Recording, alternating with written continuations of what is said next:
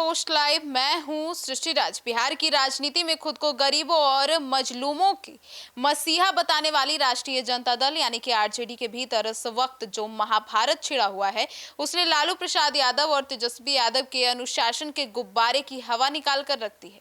आइए जानते हैं कि आखिर हुआ क्या है। इसके बारे में विस्तार से हमारी सहयोगी मुस्कान से। मुस्कान, खबर आ रही है कि आरजेडी प्रदेश अध्यक्ष मंगनी लाल मंडल नाराज हो गए, तो उनकी मुख्य वजह क्या है? देखिए, आपको हम बता दें कि आरजेडी प्रदेश अध्यक्ष मंगनी लाल मंडल की नाराजगी कोई मामूली बात नहीं है, बल्कि उनके वजूद मान सम्मान पर किए जा रहे लगातार हमलों का नतीजा है। पार्टी के भीतर कुछ मठाधीश लोग बैठे हुए हैं, समझिए बेलगाम हो चुके हैं कि वे पार्टी के तमाम बड़े कार्यक्रम और रणनीतियों को प्रदेश अध्यक्ष की जानकारी मंजूरी के बिना ही तय कर ले रहे हैं अपने हिसाब से। इसका सबसे घिनौना और शर्मनाक उदाहरण तब देखने को मिला जब पूरे देश को हिला देने वाली नीट पेपर लीक मामले को लेकर पटना के आरजेडी ने एक बड़ा विरोध प्रदर्शन आयोजित किया। हैरत की बात देखिए कि जिस वक्त इस प्रदर्शन का रूपरेखा तैयार हो रही थी, जब ये जमीन पर उतरा, उस समय प्रदेश अध्यक्ष मंगनी लाल मंडल पार्टी कार्यालय में ही मौजूद थे। लेकिन पार्टी के भीतर सक्रिय एक खास गुट ने साजिश के तहत उन्हें इस बड़े कार्यक्रम में समझिए पूछा तक नहीं, बताना तो दूर की बात है, पूछा तक नहीं गया। उन्हें कानों कान भनक नहीं लगने दी गई। किसी भी राजनीतिक दल में आपको बता दें, प्रदेश अध्यक्ष संगठन का सेनापति होता है, लेकिन यहाँ सेनापति को भी बंधक बनाकर उसे बाईपास करके फैसले लिए जा रहे हैं। यही वजह है कि मंगनी लाल मंडल खुद को बेहद अपमानित और अलग थलग महसूस कर रहे हैं और उनका गुस्सा फूट रहा है। मुस्कान, ऐसे में तेजस्वी यादव की उस हाई प्रोफाइल बैठक में क्या हुआ था जहां आरजेडी नेताओं के बीच सरेआम भिड़ंत हो गई? आरजेडी के अंदर चल रहे इस गंदे खेल का सबसे नंगा नाच उस वक्त देखने को मिला जब खुद नेता प्रतिपक्ष तेजस्वी यादव दौरे और कार्यक्रम के लिए एक नया प्रोटोकॉल तैयार करने के मकसद से एक अहम बैठक बुलाई गई थी। इस बैठक का मकसद तो संगठन को मजबूत करना ही था, लेकिन यह बैठक आरजेडी नेताओं की व्यक्तिगत कुंठा और गुटबाजी का अखाड़ा बन गया। बैठक के दौरान जैसे ही नेतृत्व और संगठनात्मक व्यवस्था की बात शुरू हुई, पार्टी के कई वरिष्ठ नेता आपस में ही भिड़ गए। इनका अपने में ही ऑल इज वेल नहीं है। अब सोचिए, उनके बीच तीखी नोकझोंक, तू मैं अमर्यादित भाषा का इस्तेमाल हुआ। कुछ नेताओं ने तो वर्तमान नेतृत्व और संगठनिक ढांचे को लेकर सरेआम असहमति जताते हुए हंगामा खड़ा कर दिया। तेजस्वी यादव की मौजूदगी के बावजूद नेताओं के हौसले इतने बुलंद थे कि उन्होंने अनुशासन के मर्यादा को तार कर दिया। इसे सरेआम हुई भिड़ंत और तानातानी से बैठक का माहौल इतना तनावपूर्ण हो गया, अपमानजनक हो गया कि खुद प्रदेश अध्यक्ष मंगनी लाल मंडल वहां असहज होकर रह गए। इस घटना ने साबित कर दिया है कि आरजेडी के बड़े नेताओं के मन में ना तो अपने प्रदेश अध्यक्ष के लिए कोई सम्मान बचा है, ना ही पार्टी के अनुशासन के लिए।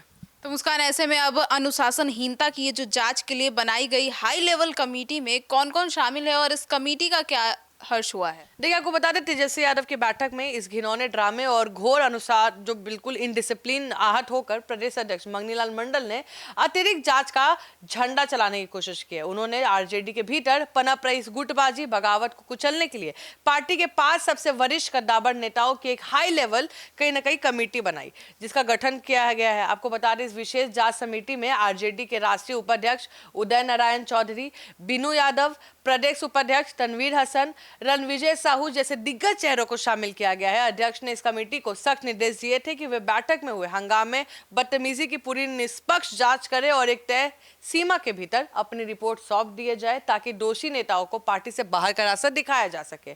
लेकिन आरजेडी का दरार देखिए कि जब इस कमेटी के सदस्य और कद्दावर नेता रणविजय साहू ने मीडिया से बात की, तो उन्होंने कैमरे पर साफ कह दिया कि उन्हें तो ऐसी कोई कमेटी बनाने की भनक तक नहीं है।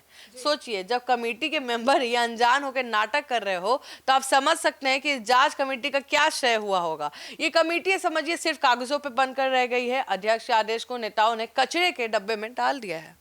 तो ऐसे में मुस्कान, जांच रिपोर्ट सौंपने से देरी क्यों हो रही है और नाराज प्रदेश अध्यक्ष ने अब क्या अल्टीमेटम दिया है? देखिए, जांच रिपोर्ट सौंपने में हो रही देरी कोई सामान्य प्रशासनिक लेट लतीफा नहीं है, बल्कि ये प्रदेश अध्यक्ष मंगनी लाल मंडल के खिलाफ पार्टी के बड़े नेताओं का एक सोचा समझा मौन विद्रोह है। निर्धारित समय सीमा बीत जाने के बाद ही जब इस हाई लेवल कमेटी ने जांच की एक लाइन की रिपोर्ट भी जमा करने नहीं की गई, तो अध्यक्ष को यह एहसास हो गया कि पार्टी के भीतर उन्हें पूरी तरह से कमजोर और कहीं ना कहीं इग्नोर कर दिया गया है और कहीं ना कहीं उनके खिलाफ साजिश रची जा रही है। तो आपको बता दें, उनके आदेशों को रत्ती भर भी गंभीरता से नहीं लिया जा रहा है। इस घोर कप्तानी जो लहजा है, इससे नाराज होकर, आग बबूला होकर प्रदेश अध्यक्ष मंगनीलाल मंडल ने आरजेडी से सोचिए ऑडियल नेताओं के खिलाफ अपना आखिरी दबाव खेला है। उन्होंने कमेटी के सभी सदस्यों को दोबारा एक कड़ा है चेतावनी भरा पत्र जारी किया है। इस नए अंतिम निर्देश में अध्यक्ष ने बिना किसी लाग लपेट के साफ शब्दों में अल्टीमेटम दे दिया है कि अगर